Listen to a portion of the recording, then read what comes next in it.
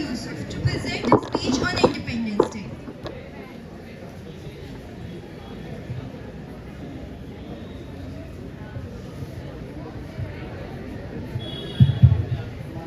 A very warm good morning to all and one present here. Today, I, Mohammed Yusuf of class 12D, is standing in front of you to tell you about the Independence Day. Independence is fundamentally based on the principle of autonomy, liberty, and self-determination. It highlights the autonomy of individuals or nations to act and make decisions without being influenced or controlled by external forces. Autonomy emphasizes the significance of rule, enabling people or groups to follow their own trajectory in life. Independence in a broader context also refers to political sovereignty wherein nations endeavor to preserve their distinctness and exercise autonomy without being influenced by foreign forces. Moreover, the notion is closely connected with moral accountability as genuine autonomy entails making ethical decisions and acknowledging the repercussions. Philosophers and having engaged in discussions regarding the equilibrium between self-sufficiency and interconnectedness. Acknowledging that while self-governance is crucial, individuals and nations are integral component of broader societal structure.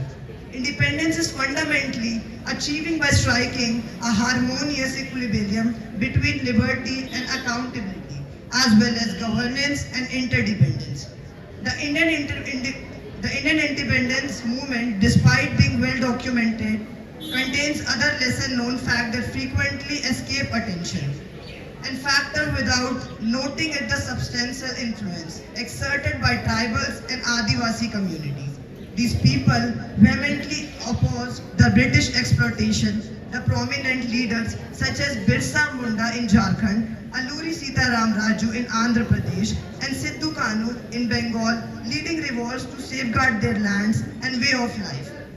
The contributions are crucial, however, frequently eclipsed by more prominent narratives. Likewise, the involvement of women in revolt of 1857 is recognized.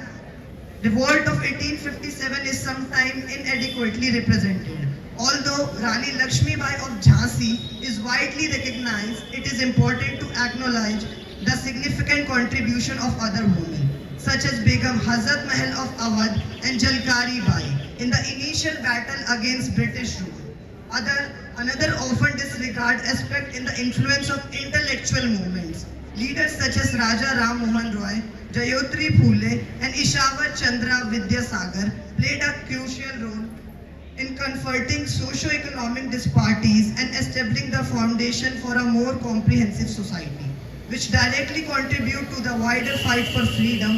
The intellectual endeavors were just as essential as the political and armed opposition, playing a significant role in the overall drive towards independence.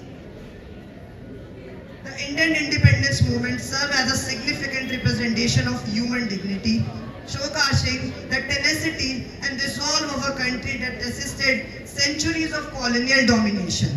The fight for liberalization was not just a pursuit of political independence, but also a strong affirmation of the intrinsic value and equal status of every person, converting the deeply rooted belief in racial superiority that formed the basis of British colonialism.